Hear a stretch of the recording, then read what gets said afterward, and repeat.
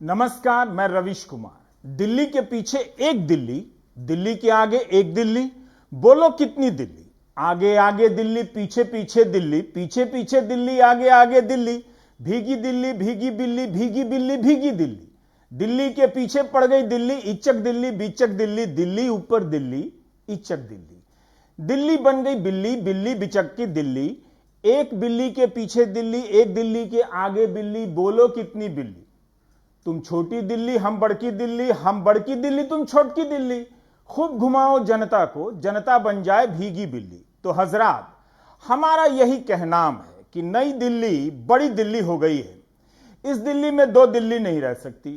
जब भी उस दिल्ली को लगता है कि दिल्ली बन रही है, बड़ी दिल्ली बताने आ जाती है कि वह दिल्ली बनने का ख्वाब नहीं देख सकती। इसलिए दिल्ली ने दिल्ली को दिल्ली बनने से रोकने के लिए दिल्ली के ऊपर एक दिल्ली बिठा दी है।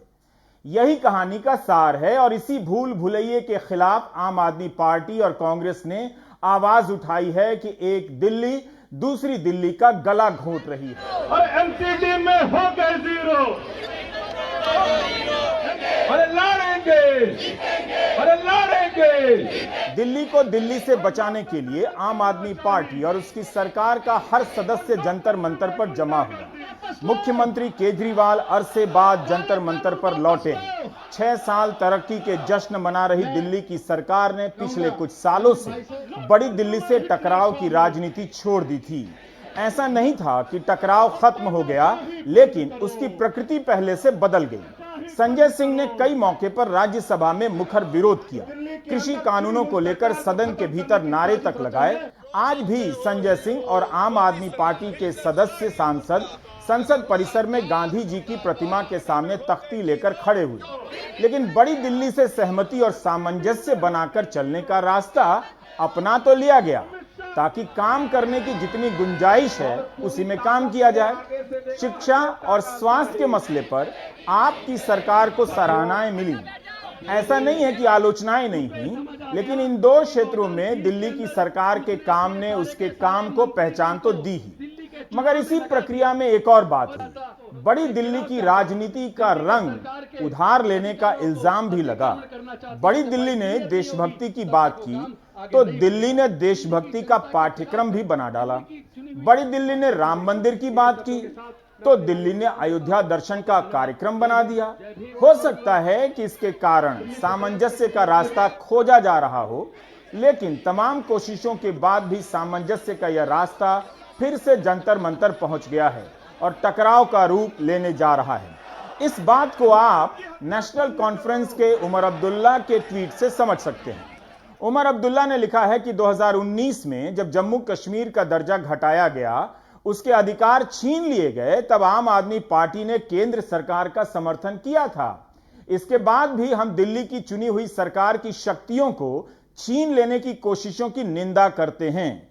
दिल्ली को पूर्ण राज्य का दर्जा मिलना चाहिए, जिसमें सारी शक्ति चुनी हुई सरकार के पास हो और उपराज्यपाल एक मनोनीत व्यक्ति हो। दुनिया की किसी किताब में यह नहीं लिखा है कि राजनीति केवल काम करने के लिए होती है। राजनीति काम के अलावा अन्य मुद्दों पर टकराने और अपने नजरिए का विकल्प रखने के लिए भी होती है। इससे बचने के लिए चुने गए रास्ते को भले ही सकारात्मक कहा जाए, लेकिन एक ही रंग के कपड़े में दो लोग अलग अलग होते हुए भी एक से लग जाते हैं। शायद यही वजह है कि काम की राजनीति के सकारात्मक रास्ते में ही एक मुद्दा ऐसा आ गया जिसका संबंध रंगों से नहीं है, नीयत से है। बड़ी दिल्ली दिल्ली को बड़ा होने के अधिकार पर अंकुश लगा रही है। आम आदमी पार्टी का यह आरोप यूं ही नहीं है, सिर्फ उसका ही नहीं है। कांग्रेस और तमाम विपक्षी दलों ने भी यह बात कही है। कांग्रेस ने अपना विरोध मुखर कर दिया है। दोनों के विरोध का स्वर अब एक जैसा है। जो दिल्ली कभी अपने लिए पूर्ण राज्य का दर्जा मांगा करती थी, बीजेपी भी मांगा करती थी, उस दिल्ली के लिए बीजेपी की सरकार ने जो प्रस्ताव लोकसभा में पेश किया है, उसमें सरकार का मतलब उपराज्यपाल लिखा। अमित शाह की तानाशाही। अब से दिल्ली सरकार का मतलब होगा एलजी। तो भाई साहब फिर हमारा क्या मतलब होगा? मुख्यमंत्री कहाँ जाएगा? फिर चुनाव क्यों कराए थे? मुख्यमंत्री बनेगा प्रधानमंत्री। फिर चुनाव क्यों कराए थे? जनता लाइन में क्यों लगी थी? जनता ने वोट क्यों दिया था? जनता के वोट का कोई मतलब नहीं बचा। सुप्रीम कोर्ट ने कहा कि कोई भी फाइल एलजी के पास अब नहीं जाया करेगी। ये मैं नहीं कह रहा भाई साहब, ऑर्डर में लिखा हुआ है, सुप्रीम कोर्ट में लिखा, ऑर्डर में लिखा है कोई फाइल एलजी के पास नहीं जाया करेगी। अब इन्होंने कानून में लिख दिया सारी फाइलें एलजी के पास जाया करेगी।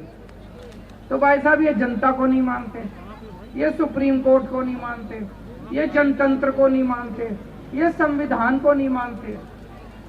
ये तो गलत बात है। गलत बात है नहीं है?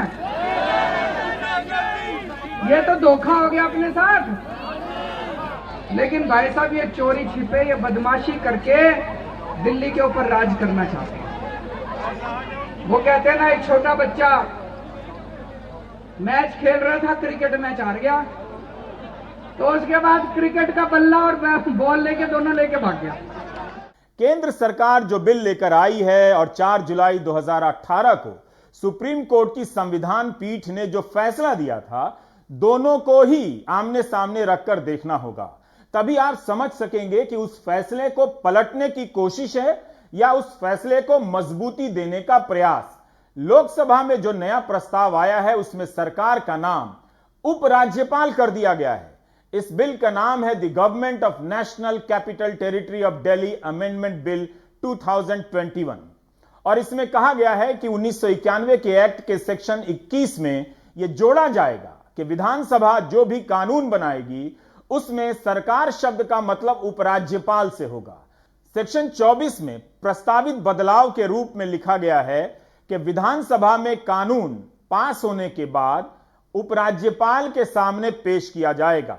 उपराज्यपाल ही तय करेंगे कि विधानसभा के पास किए गए बिल को, नियमों को मंजूरी दें या नहीं, या फिर उस बिल को राष्ट्रपति के विचार के लिए भेज दें। मूल कानून के खंड 33 में प्रस्ताव दिया गया है कि विधानसभा ऐसे कानून या कमेटी नहीं बनाएगी जिसका संबंध दिल्ली के प्रशासन के दैनिक कार्यकलापों से होगा या प्रशासनिक फैसलों के संबंध में जांच बिठाने से होगा। जांच नहीं बिठा सकती है। यही नहीं, government of national capital territory of Delhi act 2021 के लागू होने के पहले जो भी नियम बनाए गए हैं वो निरस्त हो जाएंगे। मंत्री या मंत्रियों के समूह के फैसले को लागू करने से पहले या सरकार की शक्ति का इस्तेमाल करने से पहले उपराज्यपाल का मत लिया जाना जरूरी होगा। इरादा ठीक होता तो सरकार को अधिकार दिए जाते, ना कि उपराज्यपाल को और अधिकार दिए जाते। अनुवाद में त्रुटियां हो सकती हैं, लेकिन उस बिल का यही मसौदा है। दिल्ली सरकार जब अपने दायरे में काम करती हुई केंद्र के लिए चुनौती नहीं बनती है, तो फिर हर बात में उपराज्यपाल की मंजूरी जरूरी हो, इसका क्या मतलब है? दिल्ली सरकार या विधानसभा किसी जांच के आदेश नहीं दे सकती है, तो फिर उस सरकार या विधानसभा का क्या मतलब रह जाता है? रविश, सबसे पहले मैं ये कहना चाहता हूं कि मैं तो कोई धार्मिक आदमी नहीं हूं, लेकिन आदमी जो कुछ करता है दुनिया में ही उसके सामने आता है। अब अरविंद केजरीवाल ने जिस तरह से 370 के एब्रोगेशन को सपोर्ट किया था, एक राज्य था जिसको डाउनग्रेड करके यूनियन टेरिटरी बना दिया गया, ये आज उनके सामने आ रहा है। आप यूनियन टेरिटरी हैं, थोड़ी सी और पावर्स कम हो गई, काहे का वावेला है, क्यों हंगामा काटे हुए हैं। अब आइए दूसरी बात पर। देखिए, जो 370 में अनुच्छेद 367 में अमेंडमेंट करके क्या कहा गया था, आइए जरा देख लीजिए। 5 अगस्त को क्या हुआ था 2019 में?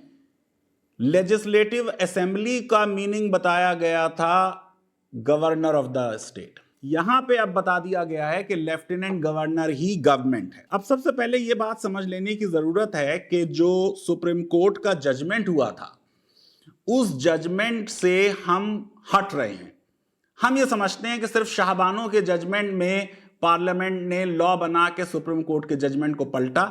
ऐसे बहुत से जजमेंट हैं। वोडाफोन की एग्जाम्पल मेरे माइंड में आ रही है। SC/ST एक्ट पे अभी मोदी सरकार ने चेंज किया था, और यह भी लॉ इसके बारे में कहा जा रहा है कि साहब ये जो 4 जुलाई 2018 का सुप्रीम कोर्ट का जजमेंट था और 19 फरवरी 2019 का जजमेंट है, ये हम उसकी वजह से बिल लाए हैं। आप समझ लीजिए, पहले 2019 की बात कर लूं। जस्टिस अशोक भूषण और जस्टिस AK सीकरी में आपस में सर्विसेज किसके अंडर में आएंगी डिस्प्यूट था, मैटर लार्जर बेंच को गया। सुप्रीम कोर्ट की 2 जज बेंच ने यह कहा कि एंटी करप्शन ब्यूरो ACB-LG के अंडर में रहेगा, बाकी पे डिफरेंस ऑफ ओपिनियन हो गया। अब आइए वो जो 5 जज बेंच जजमेंट था उसमें क्या बात कही है।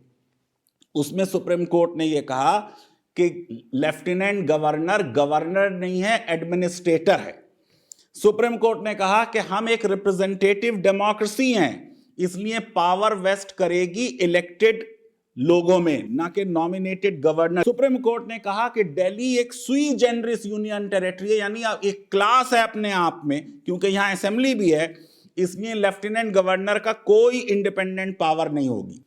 और जो गवर्नर की पावर है लेफ्टिनेंट गवर्नर की राष्ट्रपति को मैटर रेफर करने के लिए, उसमें सुप्रीम कोर्ट ने कहा एनी मैटर का मतलब एवरी मैटर नहीं है, रूटीन मैटर रेफर नहीं किए जाएंगे, और सिर्फ राइट टू डिफर इसलिए एक्सरसाइज नहीं किया जाएगा कि सरकार से LG साहब डिसएग्री करते हैं।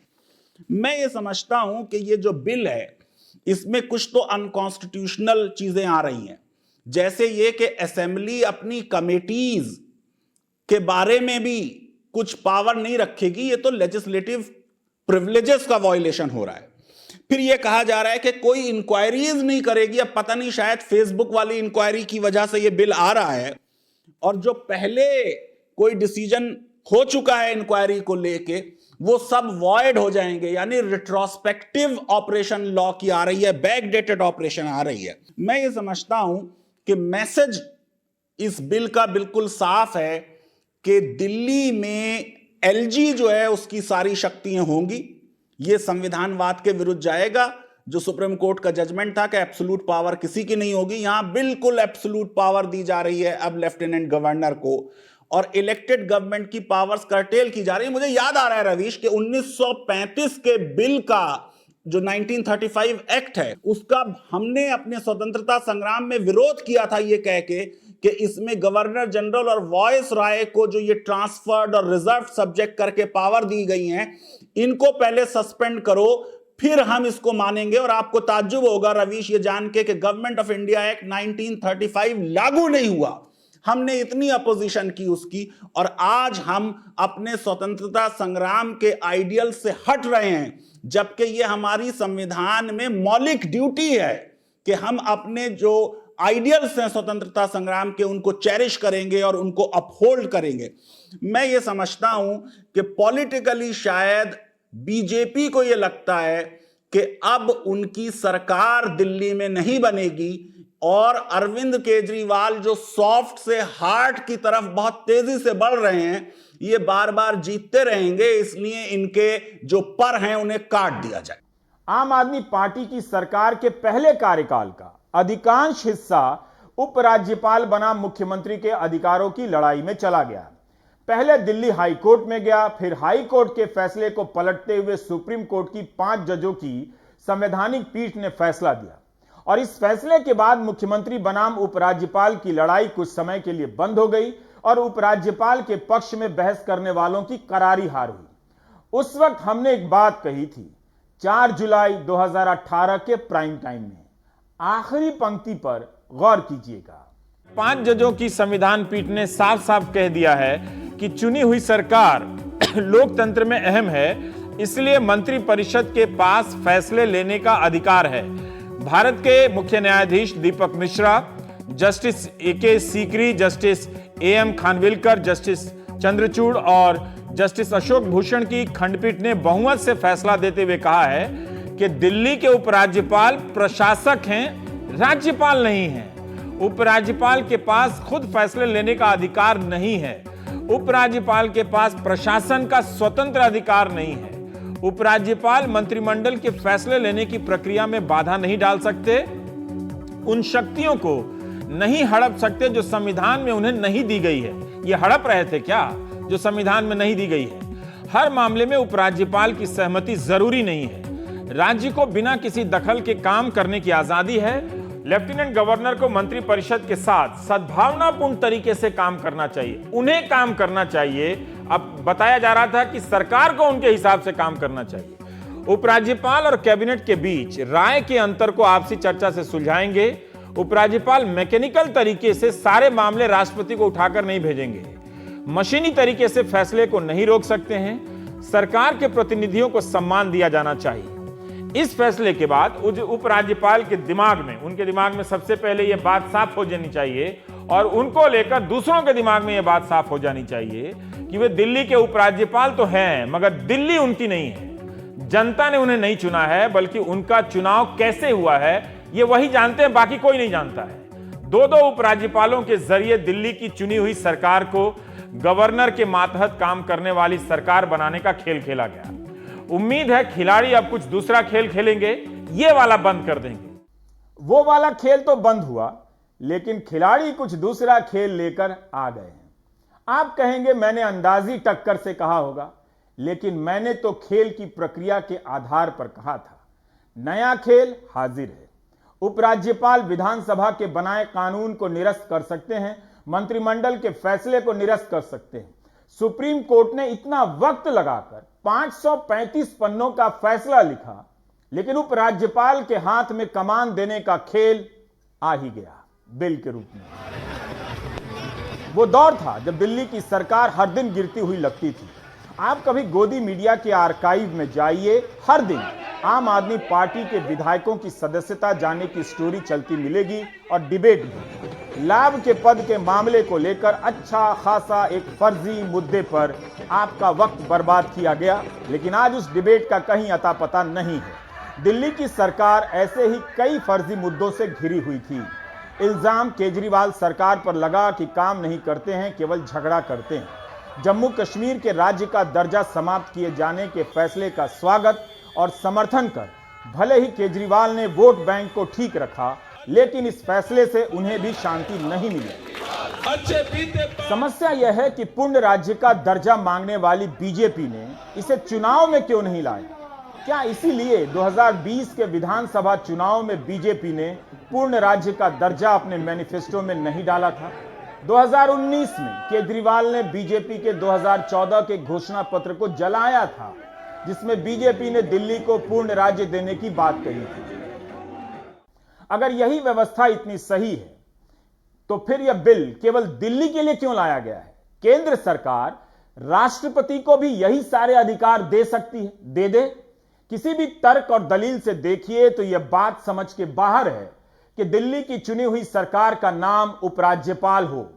या तो विधायकों को खरीद कर सरकार गिरा दो, अपनी बना लो, या फिर सरकार का ही नाम बदल दो। सरकार का नाम बदलने का खेल नया है। विधायक खरीदने की भी जरूरत नहीं। अब बिल की भाषा अधिकारों के वास्तविक बंटवारे से कहीं ज्यादा बड़ा खेल करती है।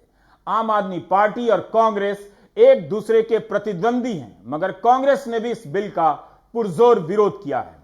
कांग्रेस के कोषाध्यक्ष पवन कुमार बंसल ने अपने ट्वीट में कहा है कि the government of NCT of Delhi bill कहती है कि दिल्ली सरकार का मतलब उपराज्यपाल होगा। लोकतंत्र पर जोरदार प्रहार है। या तो चुनी हुई सरकार से नियम बनाने का अधिकार भी ले लेता है और एक विधानसभा की हैसियत मेट्रोपॉलिटन काउंसिल की बना देता है।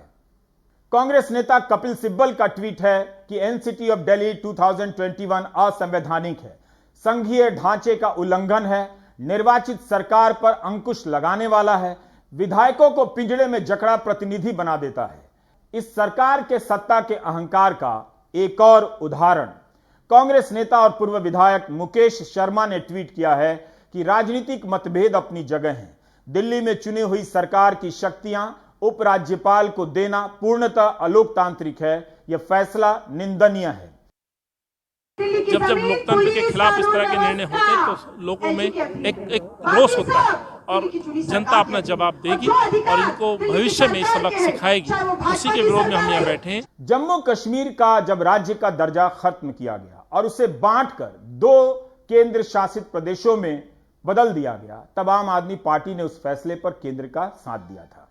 इसके बाद भी उमर अब्दुल्ला ने केंद्र के इस बिल का विरोध किया है और आम आदमी पार्टी के सरकार के अधिकार का बचाव किया है।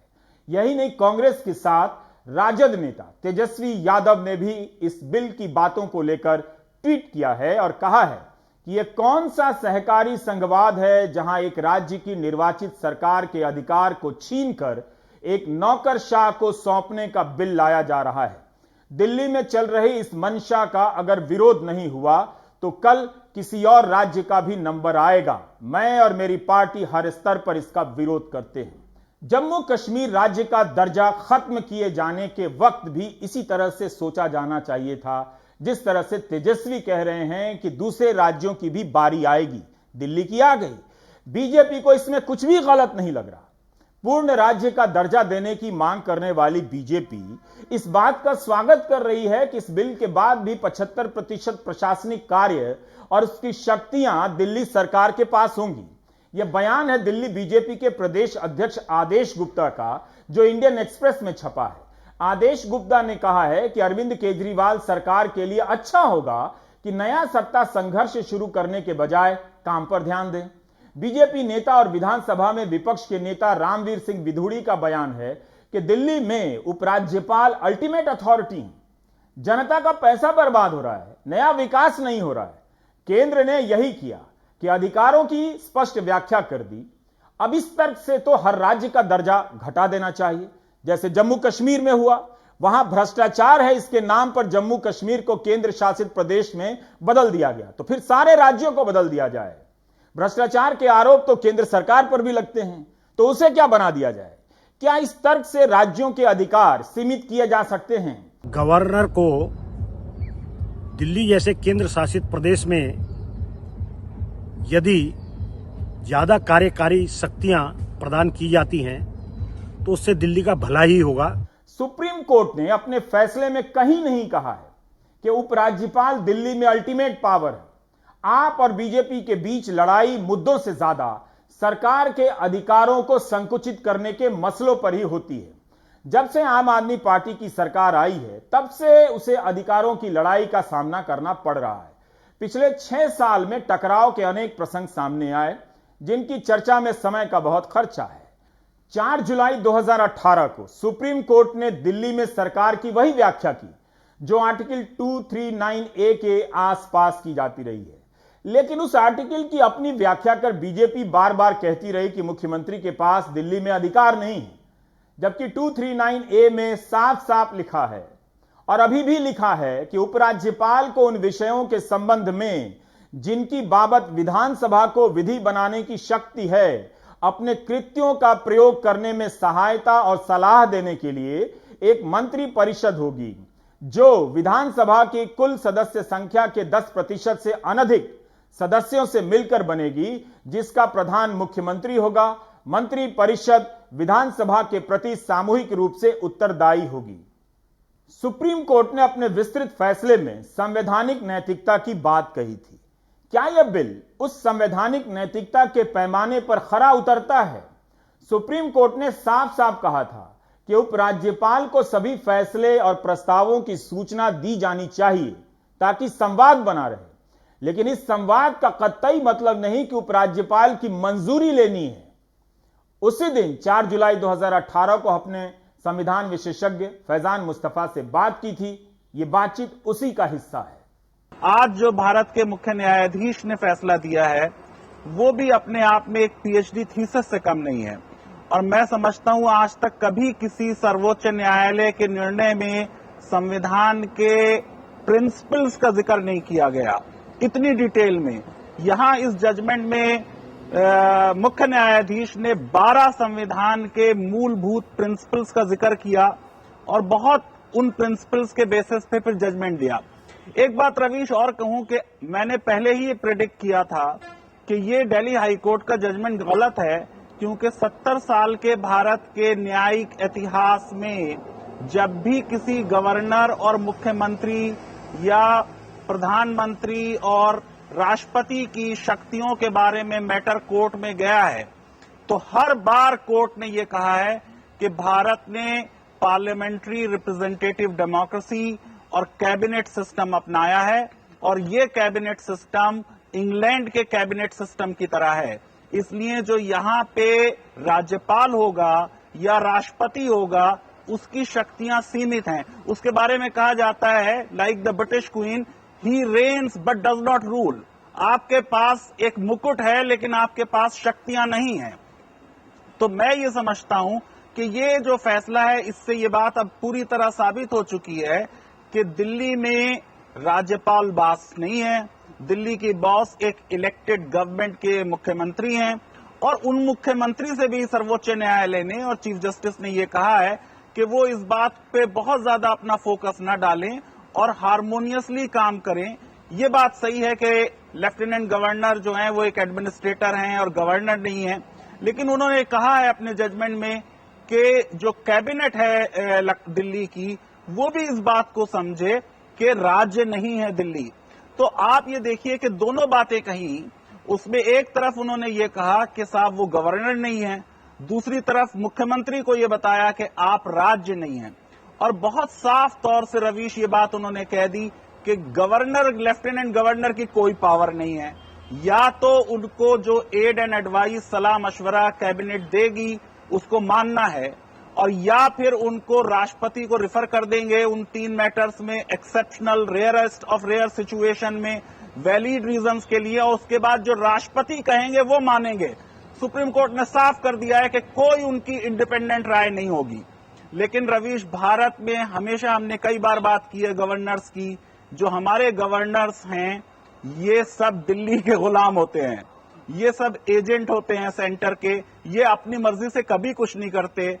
इतनी स्पष्टता के बाद भी ऐसा बिल लाया गया। सुप्रीम कोर्ट के फैसले में साफ साफ कहा गया कि उपराज्यपाल हर मामले में दखल नहीं दे सकते हैं, लेकिन इस बिल के बाद हर मामले में उपराज्यपाल के दखल के बिना कोई काम नहीं होगा। लोकसभा में लाया गया यह बिल पास हो ही जाएगा, लेकिन जो फेल होगा वह है भारत का संघवाद, संवैधानिक नैतिकता, दिल्ली और राज्यों के बीच संतुलन बनाए रखने की परंपरा। ब्रेक ले लेते हैं, सब कुछ ब्रेक हो चुका है।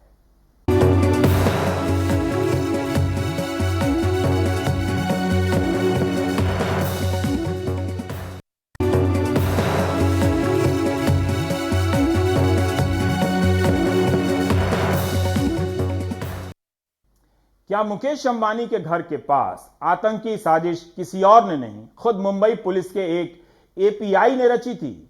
जांच एजेंसी एनआईए को अब तक मिले सबूतों और एपीआई सचिन वजह की गिरफ्तारी से अब यह सिर्फ सवाल नहीं, लगभग पुख्ता तथ्य हो चुका है। लेकिन यह जवाब अभी मिलना बाकी है कि वजह ने देश के सबसे बड़े उद्योगपति मुकेश अंबानी के घर के पास आतंकी साजिश की झूठी कहानी क्यों बनाई और किसके कहने पर। मुंबई से सुनील सिंह की रिपोर्ट। 25 फरवरी को जब ये स्कॉर्पियो और उसमें जिलेटिन की 20 छड़ों के साथ धमकी भरा पत्र मिला था, तब किसी ने सोचा भी नहीं था कि इस आतंकी साजिश को अंजाम देने वाला कोई और नहीं, खुद मुंबई पुलिस का एपीआई होगा। एपीआई भी वही जिसे उस मामले की जांच करने का जिम्मा दिया गया। नाम सचिन वजह और पहचान थी मुंबई पुलिस के सिंघम की। लेकिन अब सचिन वजह सलाखों के पीछे हैं और केंद्रीय जांच एजेंसी एनआईए उनसे पूछताछ कर रही है। एनआईए अब तक सचिन वजह की सरकारी गाड़ी सफेद इनोवा जब्त कर चुकी है। आरोप है कि 25 फरवरी को सीसीटीवी में स्कॉर्पियो के पीछे दिख रही ये वही इनोवा कार है जिसमें बैठकर स्कॉर्पियो का ड्राइवर वापस गया। इतना ही नहीं, 24 फरवरी का ही मौके पर से जो सीसीटीवी का फुटेज मिला है उसमें पीपीई किट पहने एक शख्स इनोवा से उतरकर स्कॉर्पियो कार की तरफ जाते हुए दिख रहा है। बताया जा रहा है कि वो कोई और नहीं, खुद सचिन वजह हैं। मामले में एनआईए ने एक काले रंग की मर्सिडीज कार भी जब्त की है। एनआईए दफ्तर में जब उस कार की तलाशी ली गई तो उसमें भी केस से जुड़े ढेरों सबूत मिले हैं। जिस सीजर में जो स्कॉर्पियो पे नंबर प्लेट थी उसको रिकवर किया है, 5 लाख से ज्यादा कैश रिकवर किया है, एक नोट काउंटिंग मशीन रिकवर की है, कुछ कपड़े रिकवर किए हैं और इसके बीच में जांच जारी है। एनआईए ने यह भी साफ किया कि वो मर्सिडीज कार सचिन वजह ही चलाते थे। यही काली मर्सिडीज कार मुंबई पुलिस मुख्यालय में भी कई बार देखी गई थी। धुले जिले के सारांश भावसार ने दावा किया है कि यह कार उनकी थी, लेकिन फरवरी महीने में ही उन्होंने उसे एक कार खरीद फरोख्त करने वाली कंपनी को बेच दिया था। नहीं सर, ये पहले तो आप क्लियर करिए, ये गाड़ी मेरी थी, अभी मेरी गाड़ी है नहीं और इस सब मैटर में मेरा कोई रोल है नहीं। अभी तक मुझे कोई ऑफिशियल एनआईए पर्सन या लोकल पुलिस किसी की तरफ से कॉल नहीं है, बट अगर ऐसा कुछ आता है तो मैं 100% उनको कोऑपरेट करूंगा। सवाल है वो मर्सिडीज कार सचिन वजह के पास कैसे पहुंची और वो 5 लाख रुपए किसके हैं। एनआईए को वजह से जुड़ी एक और जानकारी मिली है जो हैरान करने वाली है। पता चला है कि मामले में गिरफ्तार हुए एपीआई सचिन वजह ने सीआईओ में रहते हुए जब वो संदिग्ध स्कॉर्पियो और बम धमकी की जांच कर रहे थे तब थाने की अपनी निवासी सोसाइटी का सीसीटीवी फुटेज डीवीआर के साथ जब्त कर लिया था। सवाल है, कोई जांच अधिकारी अपनी निवासी सोसाइटी की सीसीटीवी फुटेज और डीवीआर क्यों जब्त करेगा? केंद्रीय जांच एजेंसी एनआईए भी हैरान है और उसे शक है कि विक्रोली से स्कॉर्पियो कार चोरी हुई नहीं थी, बल्कि सचिन वजह ने खुद अपनी सोसाइटी में छुपा रखी थी। एनआईए की टीम ने 15 मार्च की रात सीआईओ दफ्तर की तलाशी ली और वहां से साकेत सोसाइटी का डीवीआर, वजह का आईपैड, लैपटॉप, कुछ फोन भी साथ ले गई। लेकिन एनआईए के हाथ अभी नंबर प्लेट बनाकर देने वाली दुकान का डीवीआर नहीं लगा है। दुकानदार के मुताबिक सचिन वजह उसकी दुकान से सीसीटीवी का डीवीआर भी उठा लाए थे। 25 तारीख या 27 कुछ तो डेट पे आए थे, उनकी पूरी टीम आई थी, 5 लोग थे करीबन। तो डीवीआर लेके गए और फिर उसके बाद वहाँ पे मुझे बुलाया गया। मामले में स्कॉर्पियो के मालिक मनसुख हिरेन की मौत भी सवालों में है और महाराष्ट्र एटीएस हत्या का मामला दर्ज कर जांच कर रही है। मनसुख हिरेन 4 मार्च की शाम को गायब हुए थे और 5 मार्च को मुमरा रेती बंदर में उनका शव मिला, जबकि 3 मार्च को ही उन्होंने पुलिस और मीडिया द्वारा प्रताड़ित करने की शिकायत की थी। पता चला है कि जिस वकील ने मनसुख हिरेन की शिकायत ड्राफ्ट की थी उसके पास भी मनसुख को सचिन वजह ने ही भेजा था।